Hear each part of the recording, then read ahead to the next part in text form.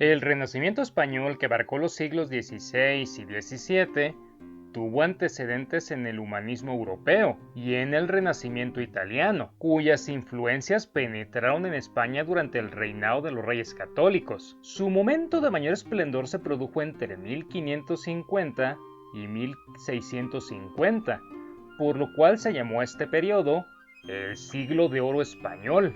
En los primeros 50 años de esa espléndida etapa cultural, el Imperio Español alcanzó su máximo poderío, al punto de que pudo decirse con justicia que en sus territorios jamás se ponía el sol. Sin embargo, durante los últimos años España fue perdiendo la supremacía ante las potencias emergentes, Francia e Inglaterra, que finalmente le arrebataron su hegemonía política europea y el dominio de los mares respectivamente. Durante los siglos XVI y XVII, el trono de España estuvo en poder de los Habsburgo, también llamados los Austrias, por el origen de su familia. Por sus excelentes dotes de gobernantes, a Carlos V y a Felipe II se los llamó los Austrias mayores. Como Austrias menores, por el contrario, fueron calificados el hijo y el nieto de Felipe II, Felipe III y Felipe IV, durante cuyo reinado se produjo la declinación política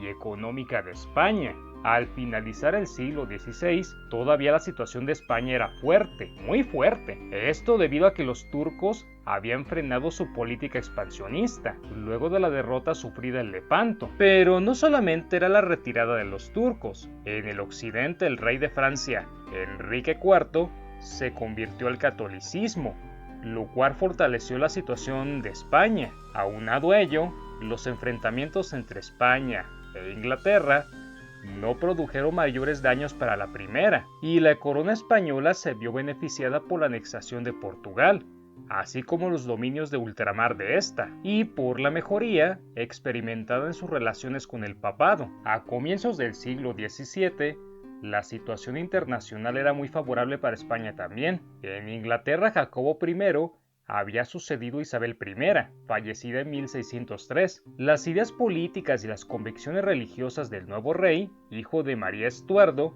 eran muy opuestas a las de su antecesora. Jacobo I admiraba a España y buscó acercarse a ella, y su política despertó una fuerte oposición interna. Más al sur, en Francia, Enrique IV se empeñaba por entonces en reconstruir la economía de su país, gravemente afectada por la guerra que mantuvieron con España hasta 1598. En esa tarea contó con la eficaz colaboración del duque de Sully, autor del plan para el fomento de la agricultura, el comercio y el saneamiento de las finanzas del reino. El éxito alcanzado convertiría a Francia nuevamente en un poderoso rival para España, pero el asesinato de Enrique IV en 1610 dio la regencia a la reina madre, María de Médicis. Esto porque el hijo de Enrique IV aún era menor de edad y pues no podía gobernar. Esta era una mujer dominante, fervientemente católica y tan admiradora de España como Jacobo I.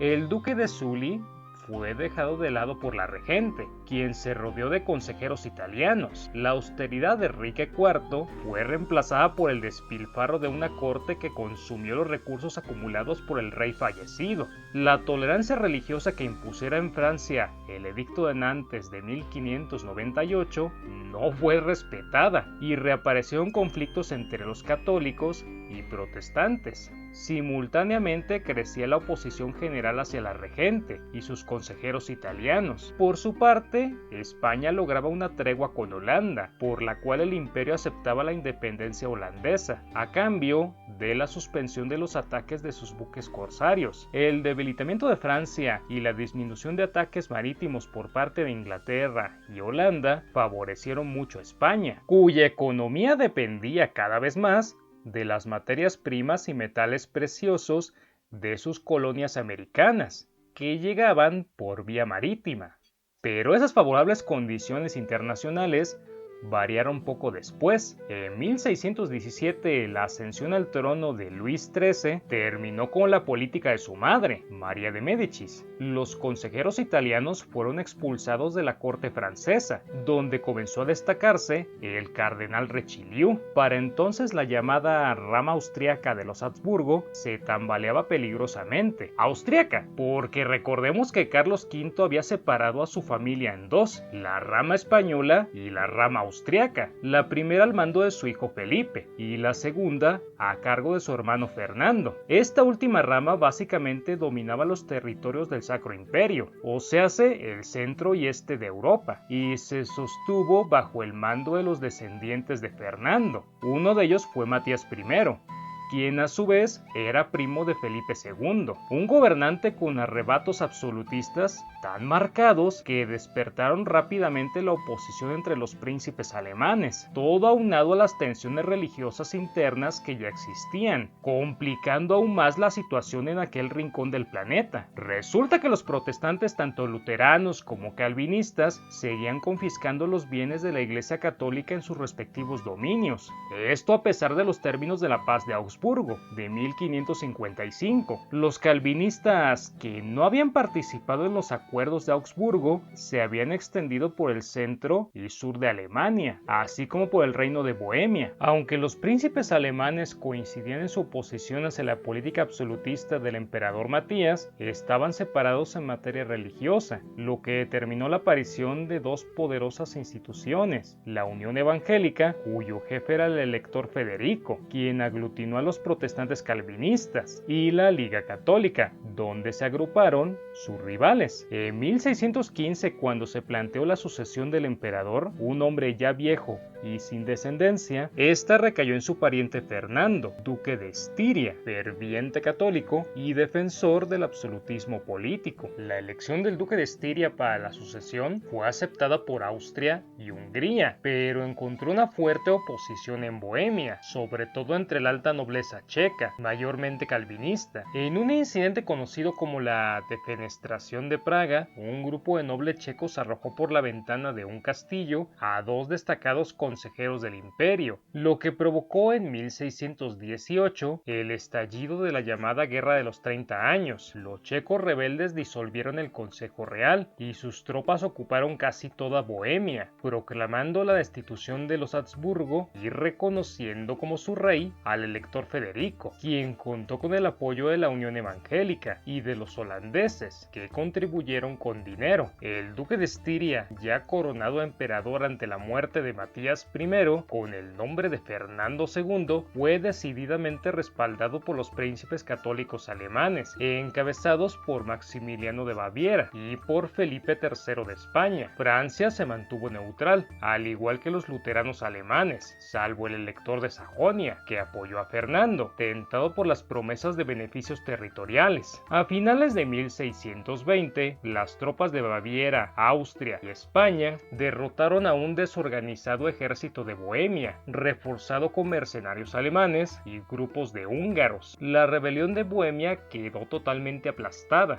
y Praga fue recuperada. Simultáneamente, un ejército español ocupó el Palatinado. Esos fulminantes éxitos territoriales desbarataron a la Unión Evangélica y el rebelde Federico terminó en el destierro. Luego de algunos ajusticiamientos y confiscaciones de bienes, se implantó el catolicismo como la única religión en Bohemia. Maximiliano de Baviera fue promovido elector del Sacro Imperio y recibió el Palatinado, aunque el gobierno de esa región en realidad quedó en manos españolas. En 1621, al fallecer su padre, Felipe IV ascendió al trono de España. Ese año terminaba la tregua con Holanda y el nuevo rey, alentado por las recientes victorias militares, intentó su reconquista. Los holandeses recibieron el apoyo de Francia e Inglaterra. Pero mientras que los aliados no obtuvieron ninguna victoria decisiva, los españoles conquistaron la importante ciudad holandesa de Breda, en una acción que inmortalizaría el famoso cuadro de Velázquez, la rendición de Breda. Las victorias de los Habsburgo eran victorias católicas, que los príncipes luteranos del norte de Alemania no podían aceptar resignadamente, por lo que se rompió el tenso equilibrio en el que se mantenían católicos y protestantes dentro del imperio. Pronto, un nuevo contendiente se sumó al conflicto, Cristian IV, rey luterano de Dinamarca y Noruega, iniciándose así la segunda etapa de la Guerra de los 30 años. Declarado enemigo de los Habsburgo, Cristian se animó a desembarcar con una pequeña fuerza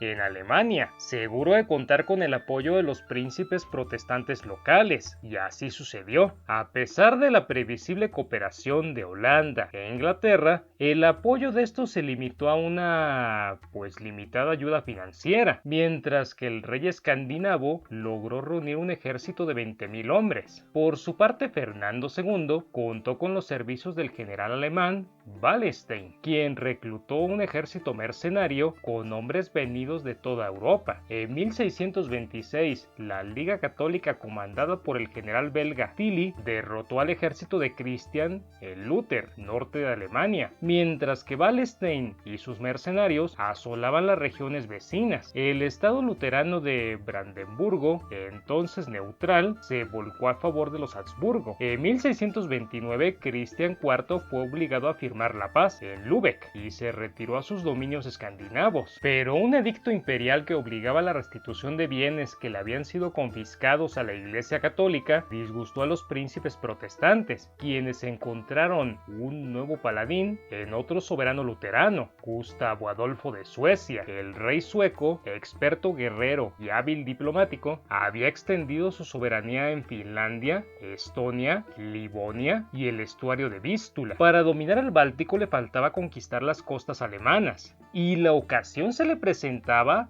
asumiendo la defensa de los príncipes protestantes del norte de dicho país. Sus planes fueron apoyados decididamente por Francia, donde el cardenal Richelieu, primer ministro de Luis XIII y virtual gobernante, sostenía que la grandeza de su reino dependía de la ruina de los Habsburgo. Su condición de prelado católico impedía que Richelieu respaldara abiertamente al rey luterano, pero le facilitó armas y dinero, a cambio de la promesa de la libertad de cultos en aquellas regiones que eventualmente conquistara.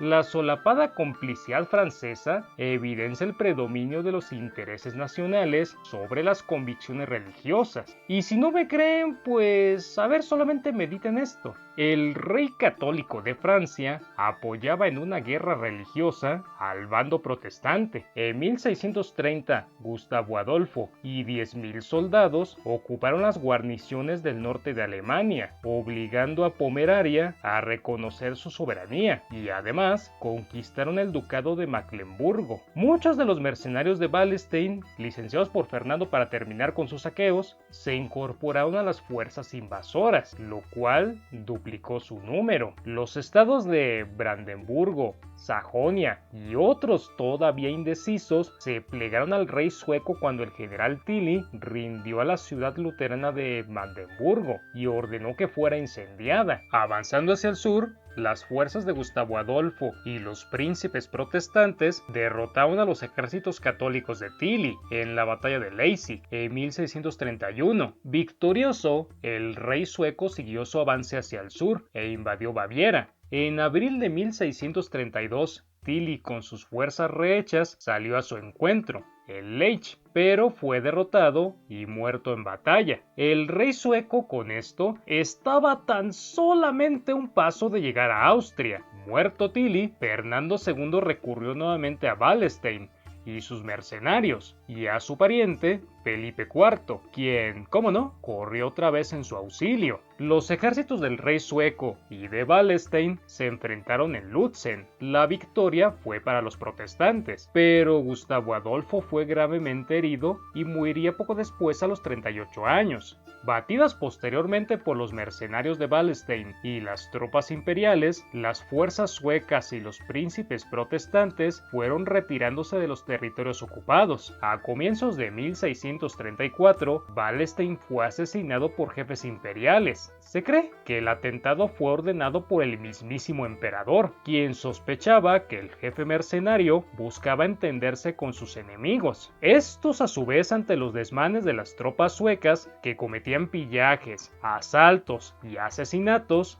iniciaron tentativas para terminar con las hostilidades. A mediados de 1635, el emperador y muchos príncipes protestantes alemanes firmaron la paz. Pero cuando todo parecía arreglado, Francia resolvió participar abiertamente en el conflicto, ¿sí? Otra vez por culpa del cardenal Richelieu, con lo cual se reinició la Guerra de los 30 años. Francia entonces redobló su ayuda a los protestantes, para que continuaran luchando, mientras que sus ejércitos se lanzaban contra las fronteras españolas. Felipe IV debió resistir el ataque simultáneo de los franceses en los Países Bajos, el Franco Condado, Milán y la península ibérica. Sin embargo, las tropas españolas pronto pasaron a la ofensiva y llegaron casi hasta París. Al año siguiente, en 1637, otro de sus ejércitos ocupó la región sur de Francia. Mientras tanto, la activa diplomacia de Richelieu no descansaba, alentando perturbaciones internas en el reinado de Felipe IV.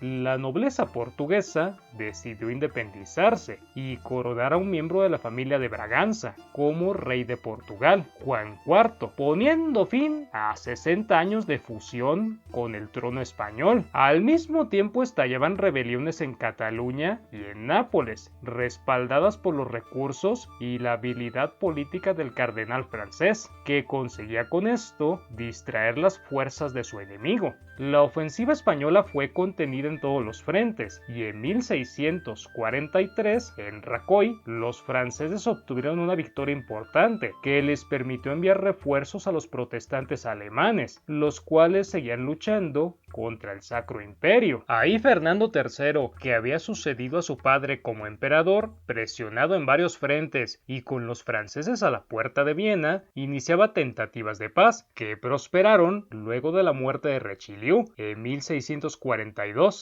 A pesar de que España se negó a pactar, Fernando III, Francia y sus aliados protestantes firmaron la paz de Westfalia en 1648. Según lo acordado, cada príncipe era soberano de su territorio, lo cual reducía al emperador a un papel casi honorífico.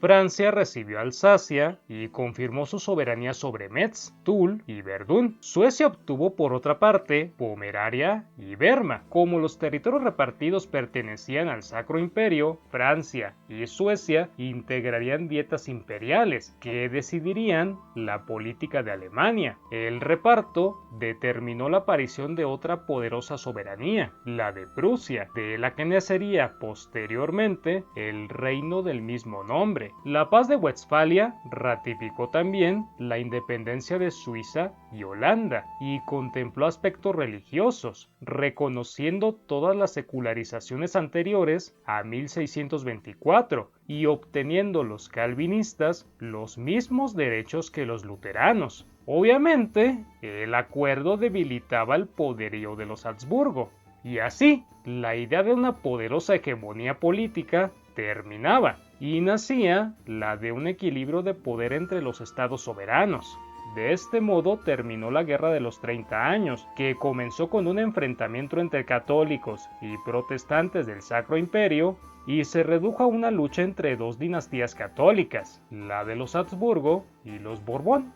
Pero a pesar de no recibir ayuda de su pariente Fernando III, Felipe IV de España decidió continuar su guerra contra Francia, lo cual fue un grave error por parte de España, ya que los soldados franceses continuaron luchando eficazmente en los Países Bajos y el norte de España.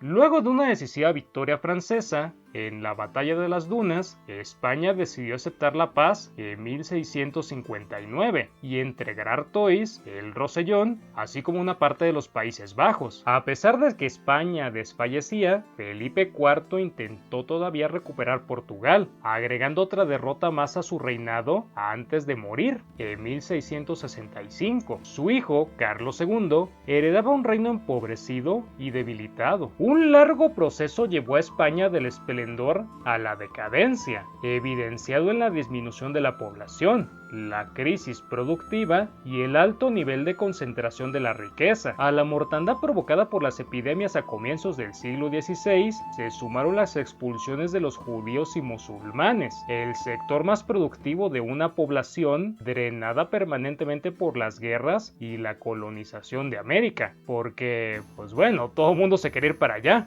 La afluencia de metales preciosos del Nuevo Mundo generó un gran aumento en los costos de los productos nacionales, que comenzaron a ser reemplazados por importaciones, las cuales se llevaron en pago dichos metales. Por otra parte, la extensión de latifundios en poder de la alta nobleza y el clero eliminó a los medianos y pequeños propietarios rurales, reduciendo la producción agropecuaria. La crisis manufacturera y mercantil, la excesiva centralización gubernamental y los altos impuestos debilitaron a las ciudades y a sus burguesías, en beneficio de una nobleza de corte que mantuvo su desprecio medieval por el trabajo. Vaya, que eran unos flojos, e impidió el desarrollo de una economía capitalista como la adoptada en los estados prósperos de la época. Un pesado aparato administrativo no siempre eficaz y honesto, y la tendencia de los Austrias menores a delegar sus obligaciones en sus cortesanos favoritos despertaron rivalidades e intrigas palaciegas que debilitaron la unidad interna. Fue en esa cambiante atmósfera donde la grandeza política y económica de la época de Carlos V y Felipe II pasó a la decadencia de Felipe III y Felipe IV, que transcurrió el siglo de oro del pensamiento, las artes y las letras